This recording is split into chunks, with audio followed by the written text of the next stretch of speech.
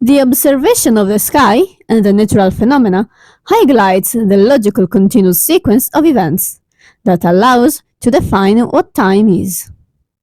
Whether it was to keep track of agricultural cycles, religious rituals, or war actions, people needed a way to order life events chronologically.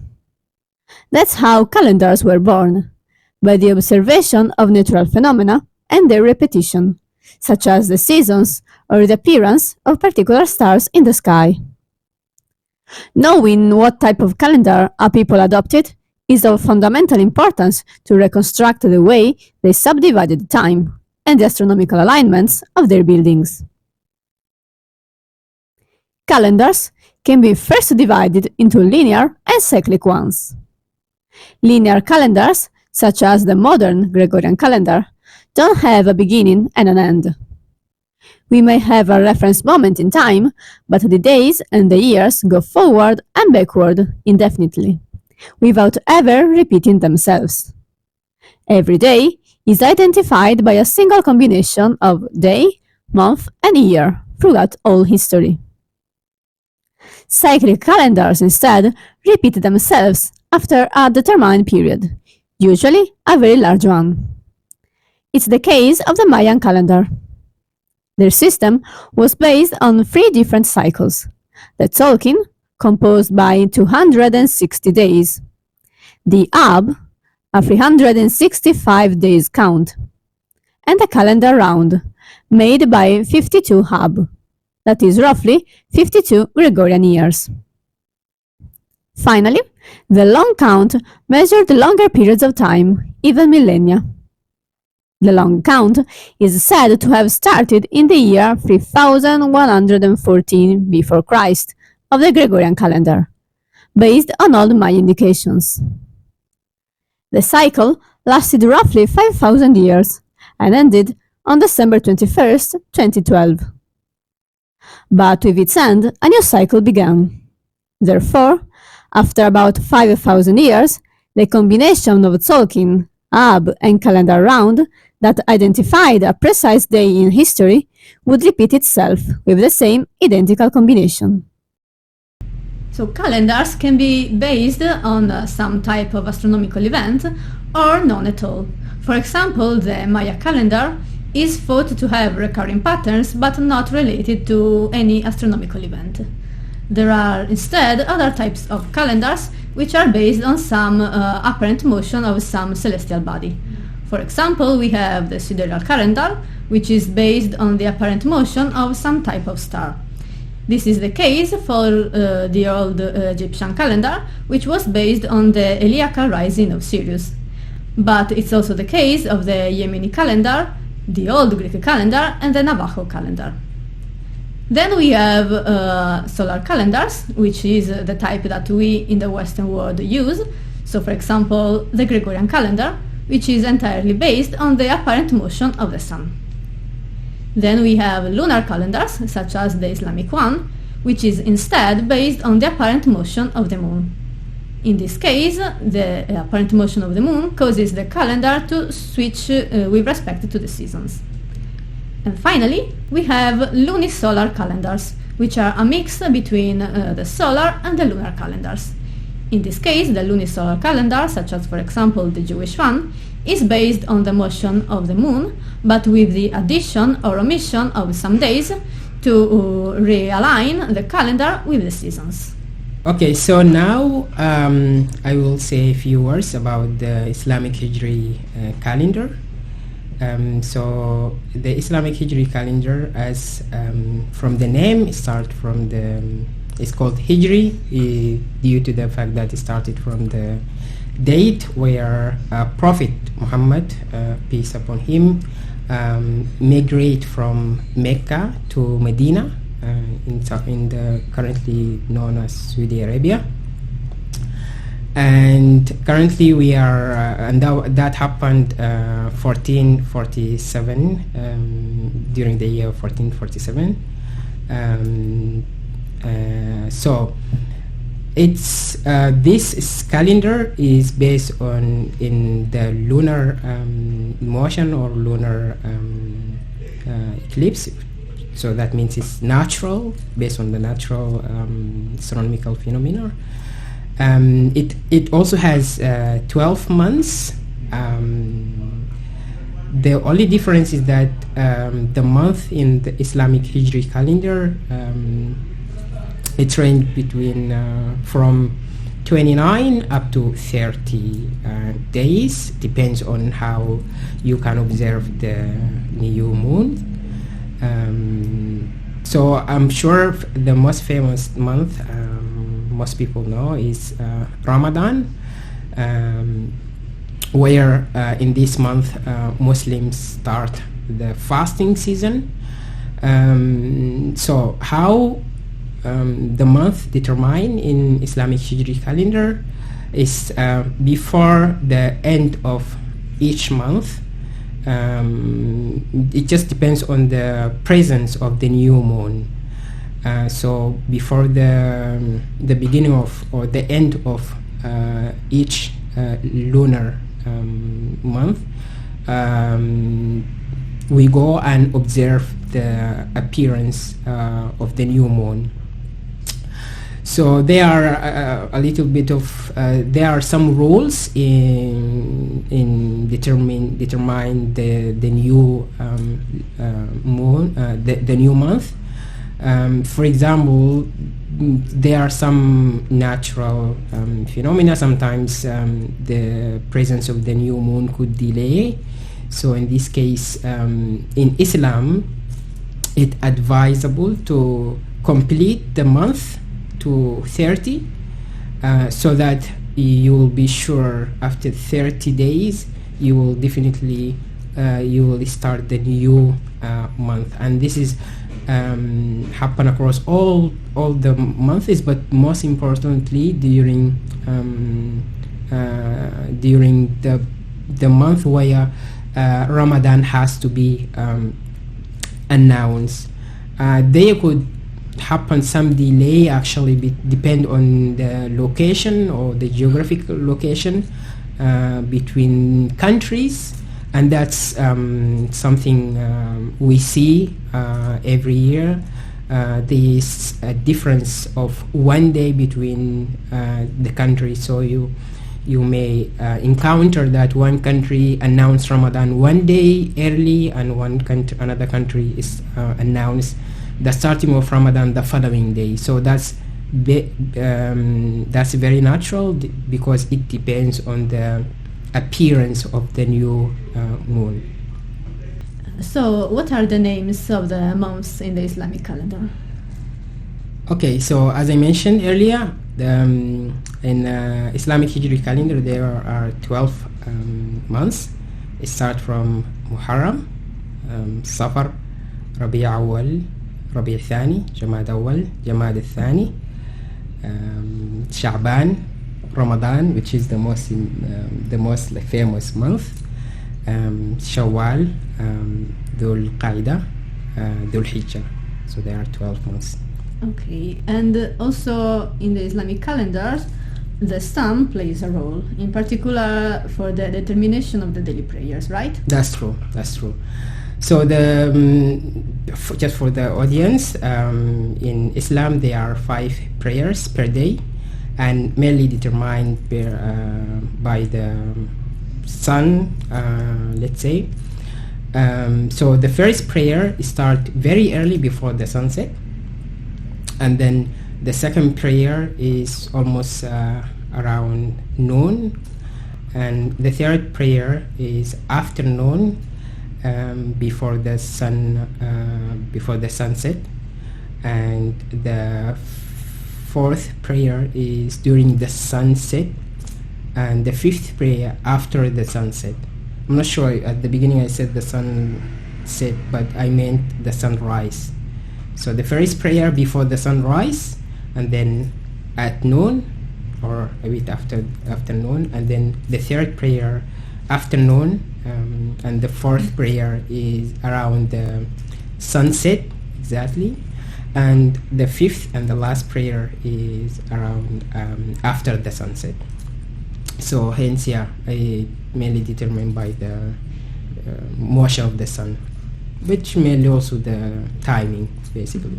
Yeah. So, just a curiosity, for in the Islamic calendar, the beginning of the day, at what time it should be within the modern day as we intend it in the West? For example, in the medieval times, the beginning of the day, it was not at midnight, but it was in the evening. So the new day started in today's evening, I see. at midnight as it is today. Yeah. So how it is for Islam? Well, I think in Islam it starts from early in the morning, hence the starting the prayer, because the prayer, the name of the first prayer is called Salat al-Subh, and Subh means morning. Oh. So early in the morning you start, it's considered to be the new day, and I'm quoting that mainly from, for example, when we fast during Ramadan. So the day for which you must start fasting, you start your fast, it start before the first prayer. That means 1 hour before the first prayer in the morning. So and that from that moment up to the sunset, where you can break your fast during Ramadan, so that count as one day. Oh, okay. So yeah. Okay. So in the West, we are accustomed to another type of calendar, which is the Gregorian calendar. The Gregorian calendar is actually based on a previous calendar, which is the Julian calendar. As the name suggests, it was introduced during the times of Julius Caesar. So we are talking about Roman times. Okay. So the Julian calendar was composed by 365 days and 4 leap days, which is very similar to the Western calendar that we have today. But with time, this calendar desynchronized with the seasons. So at some point, precisely in 1582, so we are after medieval times, the shift with the season turned out to be a lot, so around 10 days. So by the decision of a Pope Gregorius, there was the introduction of this new calendar, which is the Gregorian calendar, which is still based on the old Julian calendar. So we still have 365 days and 4 leap days. But first and foremost, we had to totally eliminate 10 days from the year 1582. So the first 10 days, if I remember correctly, of October 1582 never happened for the Western world. Yeah. So it's just removed. It's exactly. They just never happened in history. Okay. And there were adjustments with the leap days.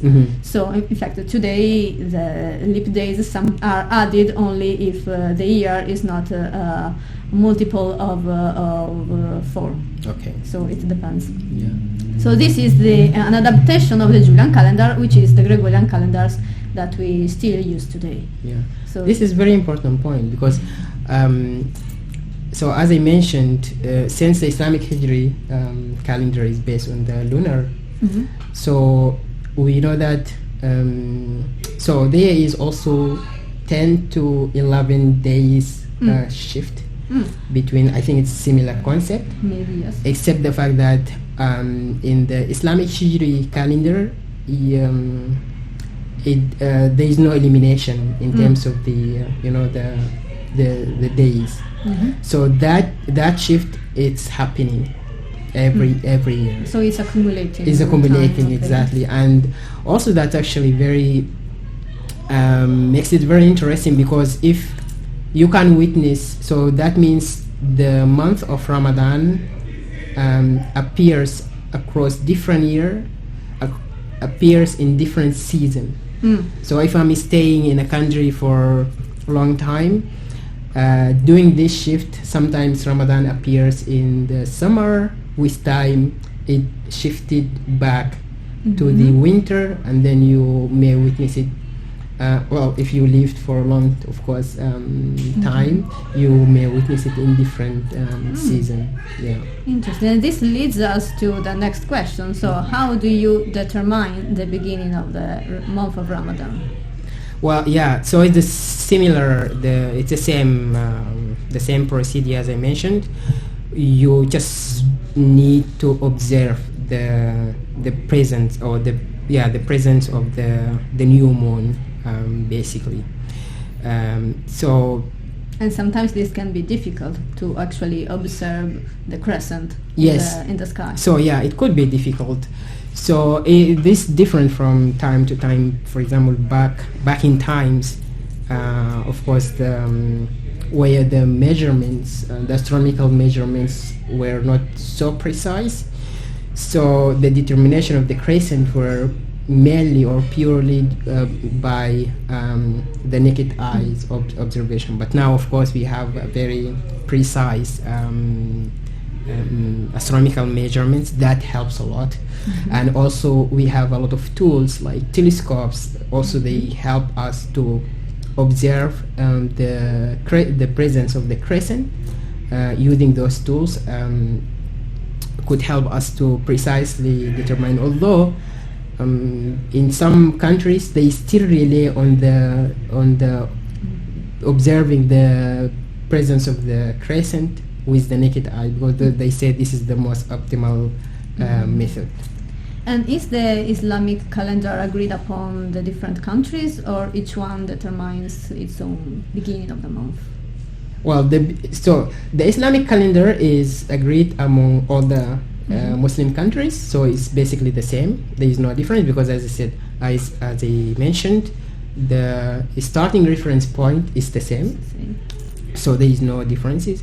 However, when it comes to determine the new month, which is usually we are talking about 1 day or 2 days differences, so this will depends on each country and the way they observe the way for which they determine the presence of the crescent, which lead to the starting of the new month. Yeah. So we have said that the Islamic calendar is a purely lunar calendar, but you have some importance in the apparent motion of the sun for the determination of the daily prayers. Yeah.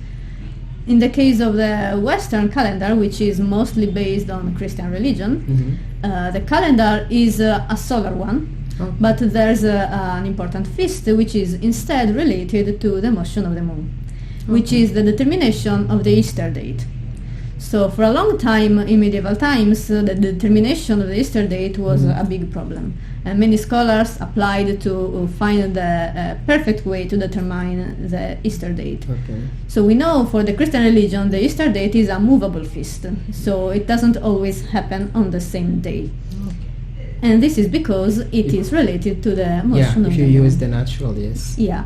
So the Easter date is determined as the first Sunday after the first full moon after the spring equinox. Okay. It's a very complicated. Yeah.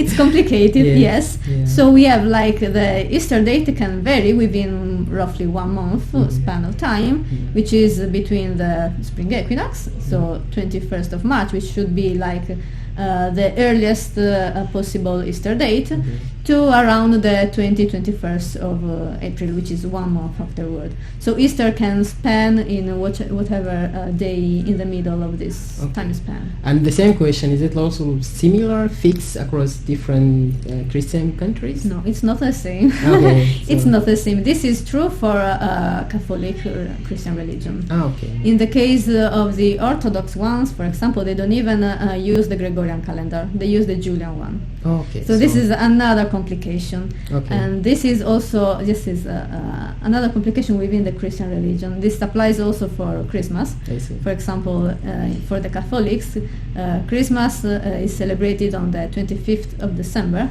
but for the Orthodox people is celebrated in January, around 6. Okay. With it's 2 weeks afterwards, I see. which is so the date of Christmas is determined as 9 months after the Annunciation, which is celebrated on March 25th.